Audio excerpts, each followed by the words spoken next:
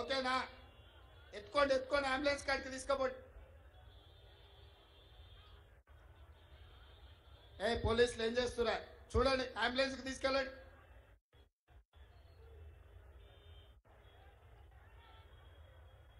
జరగండి అమ్మా, జరగండి జరగండి తల్లి, అటెండ్ జరగండి. డాక్టర్ ఉన్నాడు కదా అంబులెన్స్లో.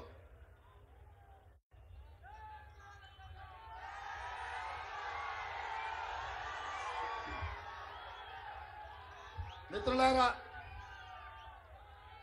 నా విజ్ఞప్తి ఒక్కటే, కాంగ్రెస్ పార్టీకి అధికారం కొత్త కాదు. 70 ఏళ్లలో 50 ఏళ్ళు కాంగ్రెస్ ఈ రాష్ట్రంలో ఈ దేశంలో ప్రభుత్వాలను నడిపింది, పేద ప్రజల కోసం పనిచేసింది. ఈ చేవెళ్ల పార్లమెంటు నియోజకవర్గం అంటే కాంగ్రెస్ పార్టీకి ఒక ప్రత్యేకత ఉన్నది. చేవెళ్ల ప్రాంతం నుంచి 2004 నాడు డాక్టర్ వైఎస్ రాజశేఖర రెడ్డి గారు చేవెళ్ల నుంచి ఇచ్చాపురం వరకు 1550 కిలోమీటర్లు పాదయాత్ర చేసి పేదలకు ఉచిత కరెంట్ ఇచ్చిండు, రైతు రుణమాఫీ చేసిండు, రైతులకు ఆరోగ్యశ్రీ పథకాన్ని తీసుకొచ్చిండు, ఫీజు రియంబర్స్మెంట్ తీసుకొచ్చిండు, మైనార్టీలకు 4% రిజర్వేషన్ ఇచ్చిండు. ఆనాడు వైఎస్ రాజశేఖర రెడ్డి గారి నేతృత్వంలో చేవెళ్లలో బయలుదేరిన పాదయాత్ర ఈ రాష్ట్రంలో దేశానికి ఆదర్శంగా నిలబడే నిర్ణయాలు తీసుకున్నారు. రైతు రుణమాఫీ జరిగింది, ప్రతి పేదవాడికి ఇందిరమ్మ ఇల్లు ఇచ్చిండ్రు, ప్రతి పేదవాడి బిడ్డ చదువుకోవడానికి ఫీజు రియంబర్స్మెంట్ చేసిండ్రు. అందుకే కాంగ్రెస్ పార్టీకి చేవెళ్ల పార్లమెంట్ అంటే అత్యంత ప్రత్యేకం. అందుకే ఇవాళ ఈ చేవెళ్ల పార్లమెంటు నియోజకవర్గం నుంచి కార్యకర్తలతో మాట్లాడినాం, ప్రజలతో మాట్లాడినాం, నాయకులతో మాట్లాడినాం, సర్వేలు చేపించినాం, తండాలలో పోయి నా లంబాడి సోదరులను అడిగినాం, మీ అభ్యర్థి ఎవరైతే బాగుంటుందయా, మీరు ఎవరికైతే ఓటేస్తారని. వాళ్ళందరూ ఏకగ్రీవంగా రంజిత్ రెడ్డి సార్కు టికెట్ ఇవ్వు,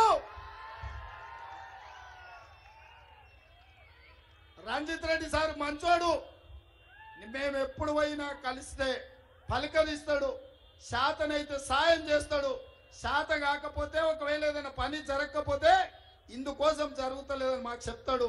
ఎప్పుడు పోయినా మమ్మల్ని మనుషుల్లాగా చూస్తాడు, మమ్మల్ని సోదరులాగా చూస్తాడు అని వాళ్ళు చెప్పారు.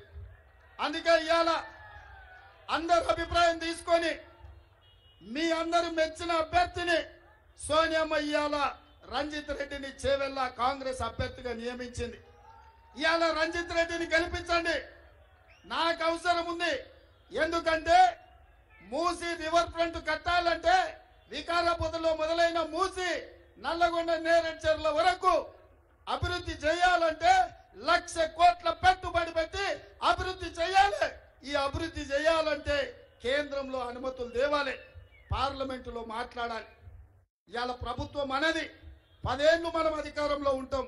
ఈ 10 ఏళ్ళు చేవెళ్ల పార్లమెంట్ అభివృద్ధి జరగాలంటే కేంద్రంలో రంజిత్ రెడ్డి నాకు తోడుగా ఉండాలి, మీ సమస్యల మీద మాట్లాడాలి. మూసీ రివర్ ఫ్రంట్ తో పాటు మీ గండిపేట, హిమాయత్ సాగర్ ను ఈ ప్రాంతాలను అభివృద్ధి చేయాలి, ఉస్మాన్ సాగర్ ను అభివృద్ధి చేయాలి, వికారాబాద్ను పర్యాటక క్షేత్రంగా ఆ ప్రాంతాన్ని అభివృద్ధి చేయాలి అని అంటే నాకు నమ్మకమైన మిత్రుడు పార్లమెంట్ సభ్యుడు ఉండాలి. అందుకే సోదరులారా, ఇవాళ డాక్టర్ రంజిత్ రెడ్డిని కాంగ్రెస్ పార్టీ పక్షాన సోనియా మహమ్మద్ తీసుకొని ఇవాళ మీ ముందుకు తీసుకొచ్చిన. ఇవాళ రంజిత్ రెడ్డి కాకుండా ఇంకెవరికైనా ఓటేస్తే పానకంలో పుడకలాక తయారవుతారు, కాళ్ళల్లో కట్టెబెట్టేటోళ్ళు అవుతారు. మనం అభివృద్ధి చేయాలంటే అభివృద్ధి చేస్తే కాంగ్రెస్ కాడ పేరు వస్తుందో అని అడ్డుకునే ప్రయత్నం చేస్తారు.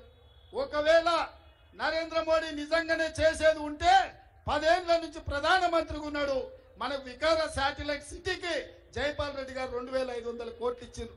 అవి ఎందుకు రద్దు చేసిండో మిత్రుడు విశ్వేశ్వరరెడ్డి గారు చెప్పాలి. ఎందుకు ఎంఎంటీఎస్ రైలు ఎయిర్పోర్ట్ పోలేదు, ఎందుకు ఎంఎంటీఎస్ రైలు మీకు చేవెళ్ల వరకు వికారాబాద్ వరకు రాలేదని నేను అడుగుతున్నా. ఇవాళ వాళ్ళకు ఉపయోగం, చేవెళ్ల ప్రజలకు ఉపయోగం లేదు. అందుకే నేను కూడా వికారాబాద్ జిల్లా నుంచే ఎమ్మెల్యేగా నా 3 మండలాలు ఇవాళ వికారాబాద్ జిల్లాలో ఉన్నాయి. రాష్ట్ర ముఖ్యమంత్రిగా మీ జిల్లా నుంచి నేను ఉన్నప్పుడు తాండూరు